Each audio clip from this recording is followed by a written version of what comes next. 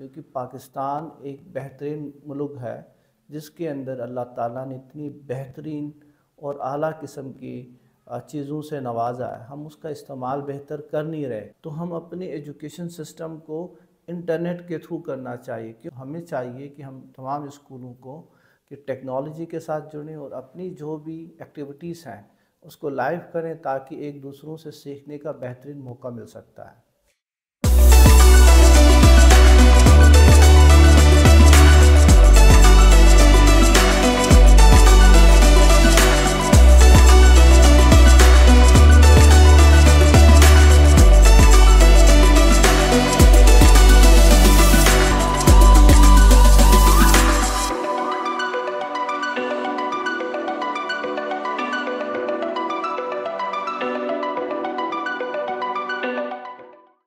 अस्सलामुअलैकुम, welcome to Rehan school podcast. मैं हूं इमरान शहजाद इंग्लिश वाला और आज आया हूं आपकी खिदमत में एक और मोअज़्ज़िज़ मेहमान के साथ, जिनका नाम है सर अल्ताफ़ एजुकेशन वाला। इनका ताल्लुक़ एजुकेशन से है और ये रेहान स्कूल कोरंगी कैंपस में एज अ प्रिंसिपल अपनी खिदमत सर अंजाम दे रहे हैं। तो मज़ीद किसी ताख़ीर के हम वेलकम करते हैं सर अल्ताफ़ एजुकेशन वालों को। अस्सलामुअलैकुम सर, क्या हाल है आपके? वालेकुम सलाम, thank you so much Imran भाई। सर बहुत बहुत शुक्रिया कि आपने अपने कीमती टाइम में से टाइम निकाल के हमें मौका दिया और इस पॉडकास्ट में आए और हमें आपसे बात करने का मौका दिया। थैंक यू, जज़ाकल्लाह। सर, ये जो आपके नाम के आगे अल्ताफ़ एजुकेशन वाला लगाया हुआ है, ये बहुत बड़ा मकसद है क्योंकि मेरा ताल्लुक़ भी रेहान स्कूल से है, मेरा नाम इंग्लिश वाला है, तो ये वाला जितने भी हैं सारे मकासद हैं। तो आपने ये मकसद क्यों चुना? देखो, मकसद छोटा बड़ा नहीं होता। मकसद हमेशा आपकी जो स्ट्रगल है या आपकी जो लगन है या आप जो करना चाहते हैं वो आपका मकसद होता है। तो जो आप करना चाहते हो कभी मुश्किल नहीं होता या वो मकसद कभी बड़ा नहीं होता। तो मैं शुरू से एजुकेशन के ऊपर काम करने का मेरा दिल कर रहा था और मैं शुरू से एजुकेशन के ऊपर इन चीज़ों को देख रहा था कि ये चीज़ें कैसे होती हैं, कैसे पढ़ाते हैं। जब मैं 9 क्लास का बच्चा था तब से मैंने पढ़ाने लगा और तकरीबन 8-9 साल अब एजुकेशन के ऊपर टाइम लगा। मैंने पढ़ा इसमें डिफरेंट स्कूल्स और कॉलेजेस के साथ काम करके। ठीक है, ज़बरदस्त। तो आप जब 9 क्लास में थे, जैसे कि आपने देखा बताया कि 9 क्लास के बाद आपने पढ़ाना शुरू कर दिया, तो उस टाइम पे एजुकेशन सिस्टम को आप किस नज़र से देखते थे? उस टाइम पे एजुकेशन सिस्टम कैसा था? हाँ देखो, इस टाइम मेरा कोई ऐसा नज़रिया नहीं था, क्योंकि मेरी जो दुनिया थी या मेरी जो इन्वायरमेंट था उसके हिसाब से मेरी दुनिया थी। तो जो मुझे मिल रहा था वही सबसे मेरे लिए बेहतर नज़र आ रहा होता है। क्योंकि मैंने कभी अच्छी बिरयानी खाई ही नहीं, तो मुझे घर वाला पुलाव बहुत अच्छा लगेगा। तो जो एजुकेशन के अंदर जो सब्जेक्ट के अंदर फ़िज़िक्स के अंदर जो मुझे प्रॉब्लम्स नज़र आ रहे थे वो बड़े तकलीफ़दा होते थे। जब मैं अपने सवाल करता था और मुझे उसके प्रॉपर जवाब नहीं मिलते थे तो मुझे तकलीफ़ होती थी, यार ये क्यों ऐसा है, कि मुझे इसको सही से समझा क्यों नहीं रहे। क्योंकि फ़िज़िक्स ऐसी बुक है या ऐसे चैप्टर्स वहाँ मौजूद हैं जिसको अगर आपको समझ आए तो फिर आप कभी भूल नहीं सकते उस चैप्टर को। तो उसके ऊपर फिर मैंने खुद पढ़ना स्टार्ट किया। डिफरेंट इंग्लिश मीडियम के बुक्स थे, तो फिर सेम उर्दू मीडियम के बुक्स थे, तो उर्दू में वहाँ से पढ़ के अपने ख़्यालों को डाल के चीज़ों को फिर जाके टीचर्स को बता देता था। तो उनको लग रहा था कि आप अच्छा करते हो। और उसी 9 क्लास में बैठ के मैं पढ़ाने लगा 9 के बच्चों को ही। तो पहले अपनी क्लास फेलो को तो उनको अच्छा लगा और उन्हें अच्छा अप्रिशिएट किया टीचर्स ने। तो क्लास में अक्सर पढ़ाता रहता था। तो उसके बाद मुझे लगा कि मैं अच्छा पढ़ा सकता हूँ। तो बस वो माइंड पे मेरा बैठ गया था कि मैं एक टीचर ही बन सकता हूँ। और बहुत सारी जॉब्स के लिए बाबा ने बहुत ऑफ़र किए इधर उधर से, लेकिन मैंने की नहीं। एजुकेशन के ऊपर ही काम किया मैंने।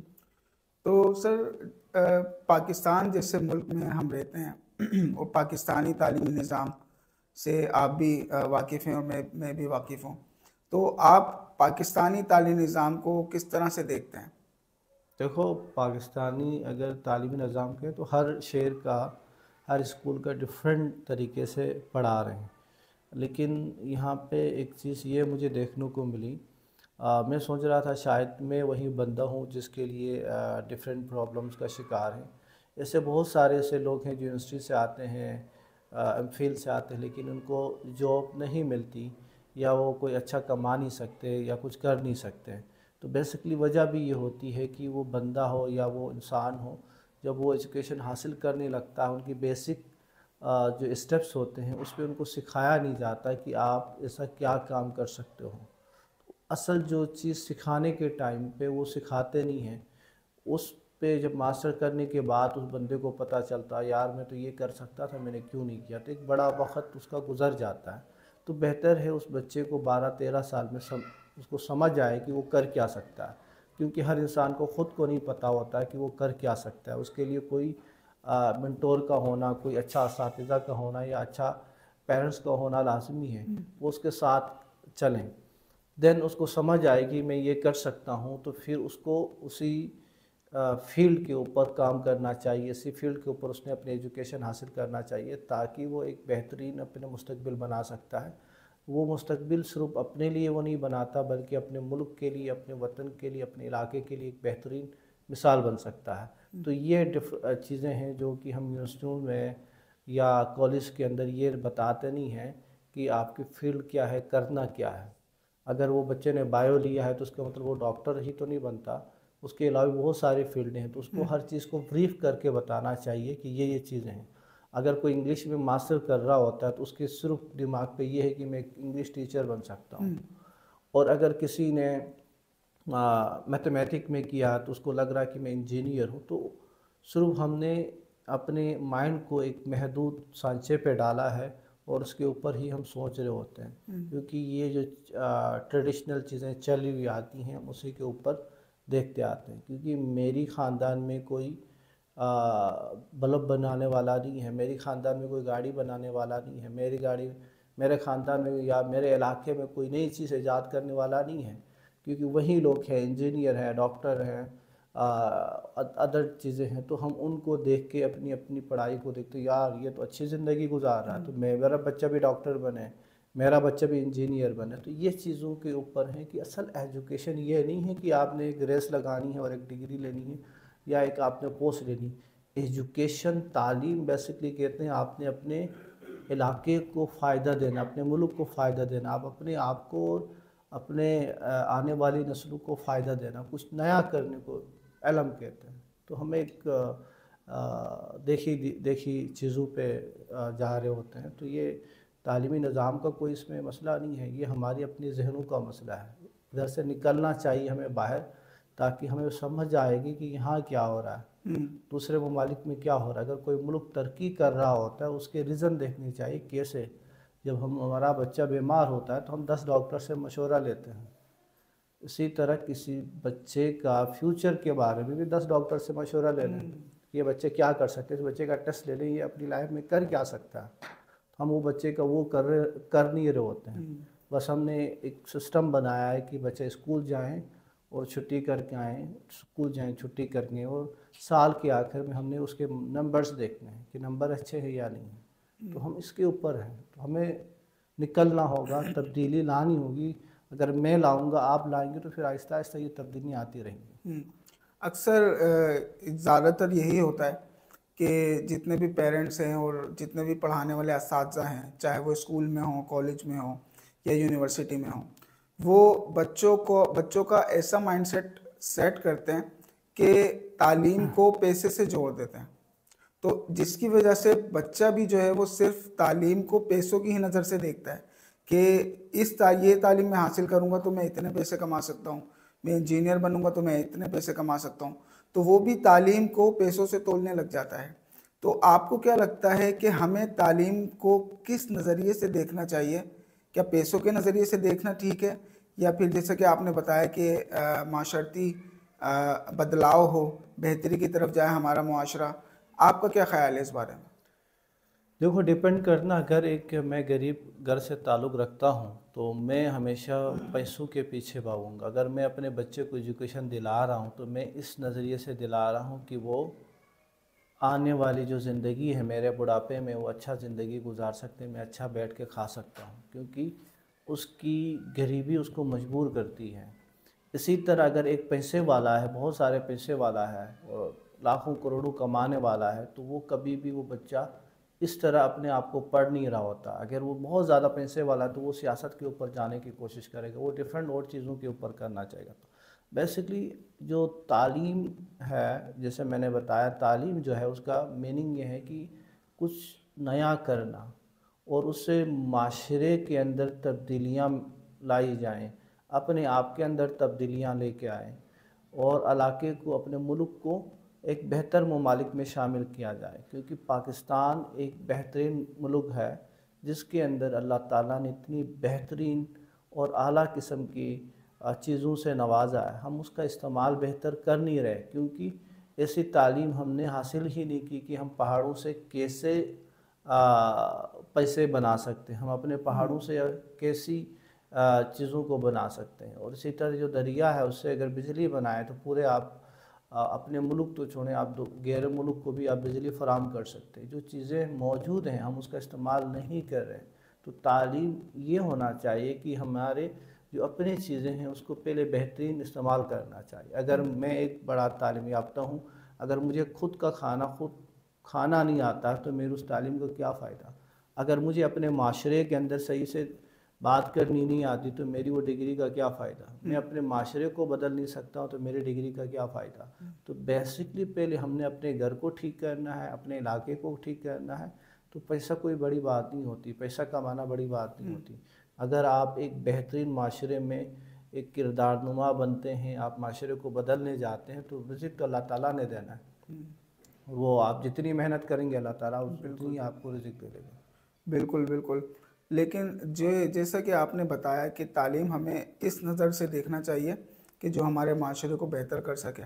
लेकिन अगर हम उसके बरक्स अगर हम इंस्टीट्यूट देखते हैं जो तालीम याफ़्ता कर रहे हैं हमारी कौम को, उन इंस्टीट्यूट्स में ऐसी कोई चीज़ नज़र नहीं आती, ऐसा कोई अमल नज़र नहीं आता कि उनके कुछ ऐसे सब्जेक्ट्स हों या उनकी कुछ ऐसी एक्टिविटीज़ हों जिनके ज़रिए से एक बच्चे की किरदार साजी हो रही हो और ये पता चल रहा हो कि इसको जो है वो मुहिब्ब वतन बनाया जा रहा है, इसको जो है वो पाकिस्तान का एक रहनुमा बनाया जा रहा है। लीडर के तौर पे हमारी तालीमी निज़ाम बच्चों को तैयार नहीं कर रहा।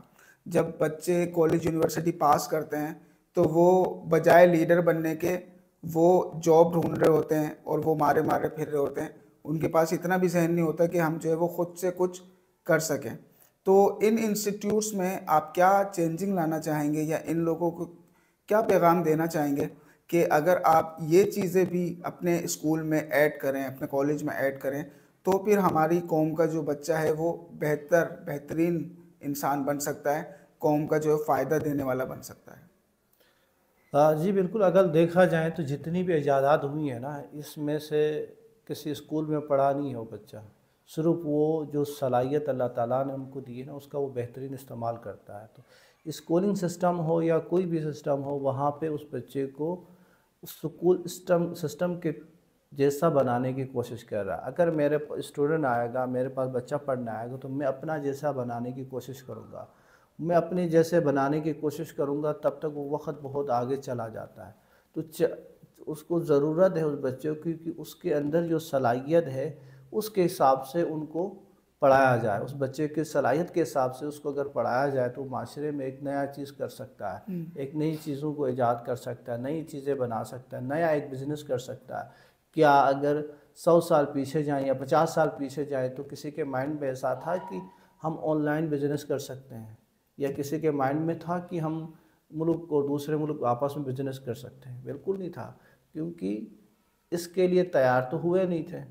तो ये तैयार किया खुद किसी बंदे ने खुद किया होगा, पढ़ लिख के तो नहीं किया होगा। उनका माइंड सेट अगर उससे भी पहले जाएँ आप, जब स्कूलिंग सिस्टम थे ही नहीं, तो क्या उस टाइम बिज़नेस नहीं हो रहा था? बेसिकली बिज़नेस स्टार्ट कर जब होते बिजनेसमैन ने तो स्कूल बनाया था, ताकि वो बंदे हमारे पास एक बेहतरीन कारीगर बन के एक बेहतरीन डिसिप्लिन के साथ वो काम कर सकें। तो हम उस स्कूलिंग सिस्टम को अभी तक लेके जा रहे हैं। जहाँ तक मैंने देखा है कराची के अंदर बहुत सारी ऐसी फैमिली से मेरी मुलाकात हो चुकी जिनकी होम स्कूलिंग करते हैं बच्चों की। उनके पास बहुत बड़ा नॉलेज है, क्योंकि वो बच्चे को बच्चे की मर्ज़ी के हिसाब से पढ़ाते हैं, बच्चे की मर्ज़ी के हिसाब से पढ़ते हैं, उसके बाद बहुत ज़्यादा नॉलेज होता है। यहाँ अगर आप किसी बंदे को ज़बरदस्ती खाना खिला रहे हो जिसने बिरयानी खानी ही नहीं है, अगर उसको मिर्चे वाली बिरयानी खाओ तो वो कभी नहीं खाएगा, 1 दिन 2 दिन, उसके बाद तो वो आपके पास आएगा नहीं। तो एजुकेशन जो बच्चे को पढ़ा रहे हो वो उसकी मर्ज़ी के हिसाब से हो तो वो बेहतरीन इंसान बन सकता है, वो अपनी सलाहियतों को बेहतरीन इस्तेमाल कर सकता है। बिल्कुल, बहुत बेहतरीन।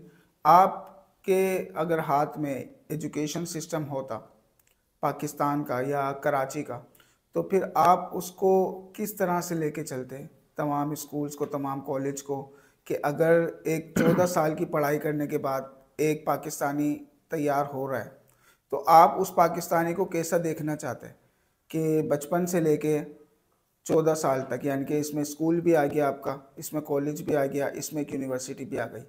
14 साल, 15 साल, 16 साल, जितने भी साल तक बच्चा जो है वो एक मशीन से गुजर रहा है, एक कंपनी से गुजर रहा है, और आखिर में एक फ़ाइनल प्रोडक्ट तैयार हो रहा है।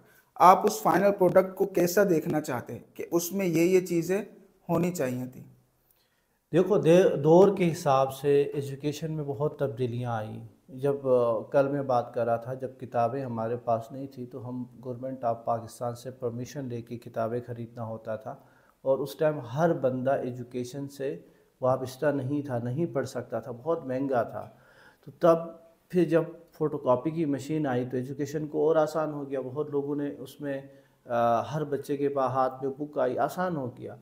अब उसके बाद क्या है, आपके पास इंटरनेट है। जब वो फ़ोटोकॉपी की मशीन आई थी तो बहुत सारे प्रॉब्लम्स आए थे, बहुत सारे चाहते नहीं थे कि सबके हाथ पे इल्म हो और सब दानिश्वर बने, कोई नहीं चाहता था। सेम इसी तरह अब जो है इंटरनेट की जो पावर है, अगर उसका बेहतरीन इस्तेमाल करें तो हम ये सारी चीज़ों को एक बेहतरीन इन्वायरमेंट बना सकते हैं, क्योंकि जो दौर जदीद है उसमें इतनी जल्दी से तेज़ी हो रही है, दिन ब दिन कल क्या नया चीज़ एआई ने क्रिएट करना मैं और आपको नहीं पता, 2 सेकंड बाद क्या होना नहीं पता। तो हम अपने एजुकेशन सिस्टम को इंटरनेट के थ्रू करना चाहिए। क्यों? कि जो आप मुझे पढ़ा रहे हैं क्लास के अंदर, वो सिर्फ मुझे पढ़ा रहे हैं। अगर आप उसको लाइव करके डिफरेंट प्लेटफॉर्म के ऊपर से, तो लोग हज़ारों लोग वहाँ से मुफीद हो सकते हैं। तो सेम इसी तरह यूनिवर्सिटी हो या कॉलेज हो या स्कूल्स हो, जो भी हो, ये सारा कुछ ऑनलाइन होना चाहिए। भले फिज़िकल क्लासें हों, लेकिन सारा कुछ जो पढ़ाते हो, जैसे कि असम्बली से लेके सारी एक्टिविटीज़ ऑनलाइन हो, तो ताकि जो बंदा जाके पढ़ नहीं सकता फिज़िकल, वो घर बैठ के सारी चीज़ें सीख सकता है। बिल्कुल, बहुत ज़बरदस्त पॉइंट आपने बताया कि जैसे कि इंटरनेट का दौर आ चुका है, और अभी भी जो है वो कुछ स्कूल्स वैसे ही वाइट बोर्ड और ब्लैक बोर्ड से पढ़ा रहे हैं बच्चों को। तो उससे जो है वो आने वाले जो नस्ल निकलेगी उस स्कूल से, तो जाहिर सी बात है वो उन बच्चों से कम होगी जो आज इंटरनेट की पढ़ाई कर रहे हैं। और आने वाला दौर आपने बताया कि एआई का ही है, ठीक है, और एआई में कब कोई नई इनोवेशन आ जाए किसी को कुछ नहीं पता, और पूरी दुनिया अचानक से तब्दील हो जाए, जैसे कि चैट जीपीटी के आने से हो चुकी है। तो अब जैसे रेहान स्कूल में माशाल्लाह से इस तरह की तालीम से आरास्ता किया जाता है तालिब इल्मों को, कि उनको टेक्नोलॉजी के बारे में बताया जा रहा है, एआई के बारे में बताया जा रहा है। लेकिन अभी भी कुछ स्कूल्स ऐसे हैं जो इसको एक्सेप्ट नहीं कर रहे, अभी भी कुछ पेरेंट्स ऐसे हैं जो इसको एक्सेप्ट नहीं करते। वो नहीं मानते कि अगर मैं इतनी छोटी उम्र में बच्चे के हाथ में मोबाइल दे दूं, तो वो सोचते हैं कि हमारा बच्चा बिगड़ जाएगा, हमारा बच्चा जो है वो गैर अखलाकी हो जाएगा या गैर अखलाकी चीज़ें देखना शुरू हो जाएगा। तो ऐसे लोगों को आप क्या एक मैसेज देना चाहेंगे या क्या पैगाम देना चाहेंगे उनको समझाने के लिए, कि ताकि वो भी जो है वो इस दुनिया के साथ चल सकें हमारे?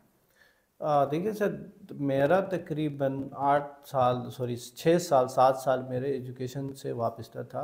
मैं भी नहीं चाह रहा था इंटरनेट को इस्तेमाल करना, मैं भी नहीं चाह रहा था, रेहान भाई की कोई बात सुनने को तैयार नहीं था।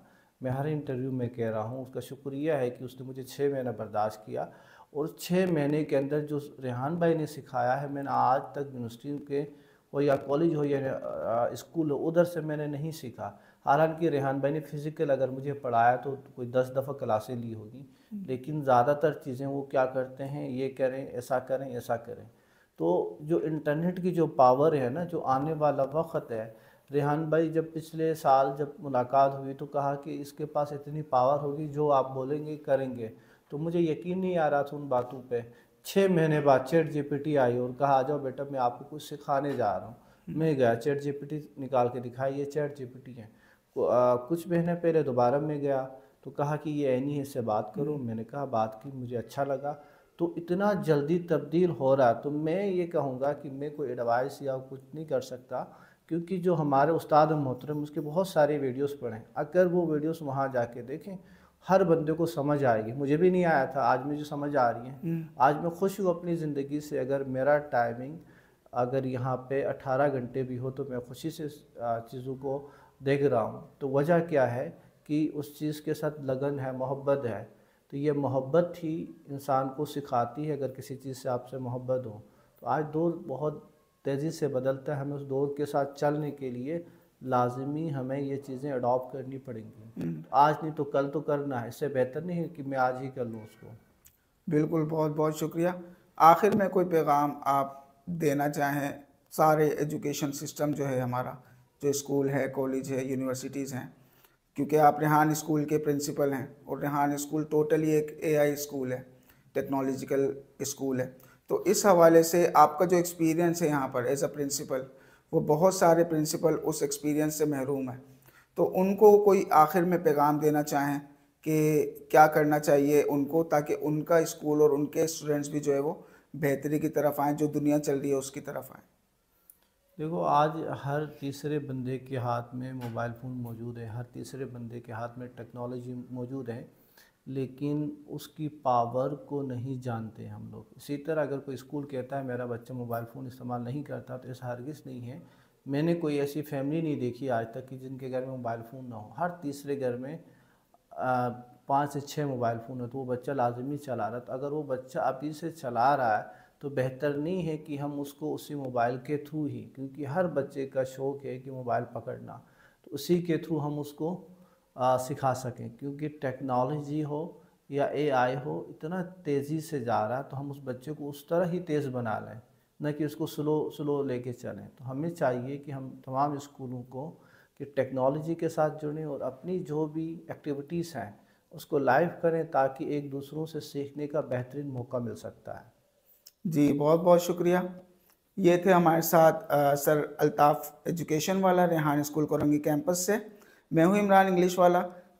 सुनते रहिए, जुड़े रहिए रेहान पॉडकास्ट से, क्योंकि हम इसी तरह मुख्तलिफ़ मेहमानों को बुलाते हैं जो अपनी नॉलेज से आपको भी आरास्ता करते हैं और हमें भी आरास्ता करते हैं। तो बहुत बहुत शुक्रिया।